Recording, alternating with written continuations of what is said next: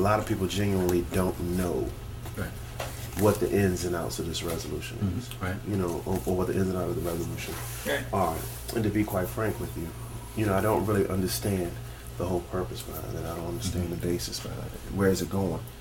You know, who's benefiting from it? You know, what does it mean? Right. I think there's 3 people, and only 3 people that benefit by this resolution. First one's Corey Stewart. The second one is a supervisor in Gainesville, Stirrup. And the hand-picked person to run against me, Chris Royce. Okay? Those are the only 3 people, because this is basically a political wedge issue. My sense is that they hired themselves a political strategist that said, if you can win on the illegal immigration issue, you can win the election. So they have become one-issue candidates. And I go around and speaking with Chris Royce, and it sounds like a broken record. When people ask him what they're going to do for economic development, his answer is, I'm going to crack down on illegal immigration. When they ask him if we need parks and recreation, I'm going to crack down on illegal immigration. It's a broken record. But that's what the political strategist, I think, has advised them to do. And given the demographics, particularly in Woodbridge, where most folks have moved here in the late 50s, early 60s, they want something done about illegal immigration. And rightly so when it impacts their neighborhoods or it impacts their safety. In what regards? Okay. Neighborhood zoning law. Knocking on somewhere between 7,000 and 8,000 doors. It's clearly the number one issue. When they step out of their home and they give me the time to talk to me about this, they point across the street and they say, this home has got 10 people living in the basement. This home over here runs an upholstery shop out of their garage. This one over here lets their grass grow 3 feet high and has trash all over the front yard. When it affects their property values, when it affects the aesthetics of the community and the quality of life, clearly something needs to be done. Now, it's not illegal immigrants necessarily that are the property owners, the cause for this.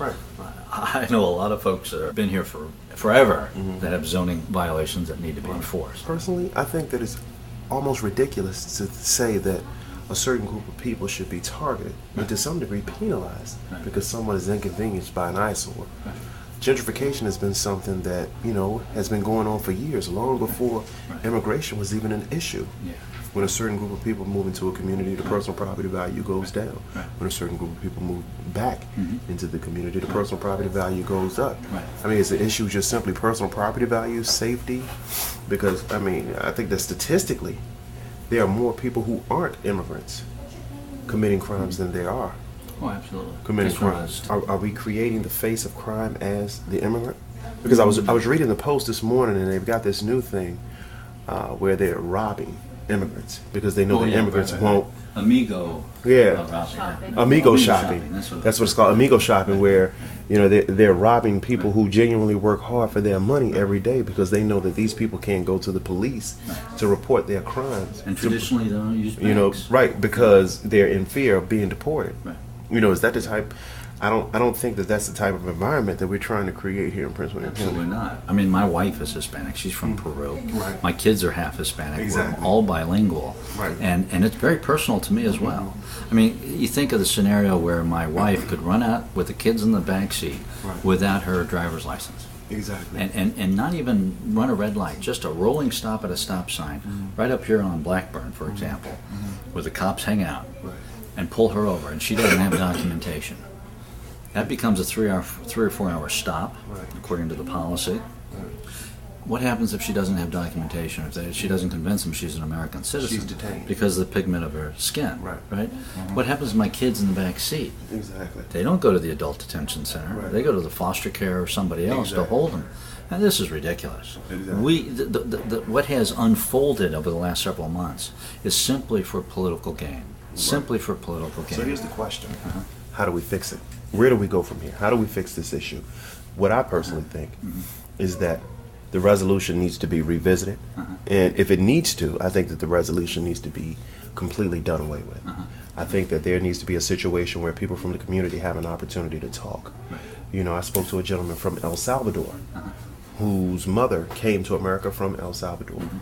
She walked through the desert with her brother to get to the port where she could actually come to America.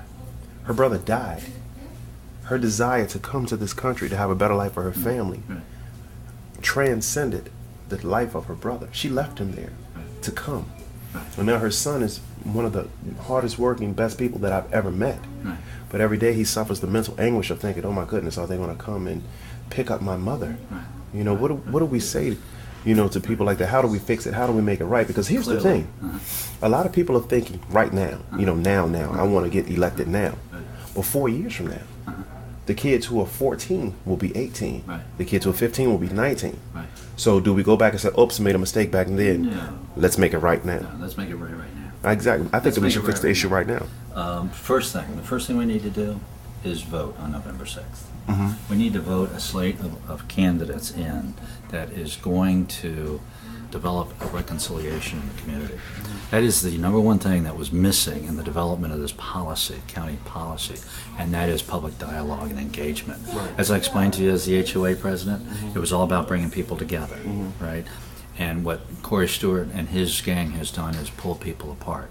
One of the things I don't think he appreciates or they appreciate is the fact that immigrant families sometimes have illegal immigrant members of their families. So automatically, when you start attacking and cracking down on illegal immigrants, you're basically breaking up the fiber of the family. Mothers and fathers, grandmothers and grandfathers who are maybe here waiting on a visa or waiting on citizenship, you know, and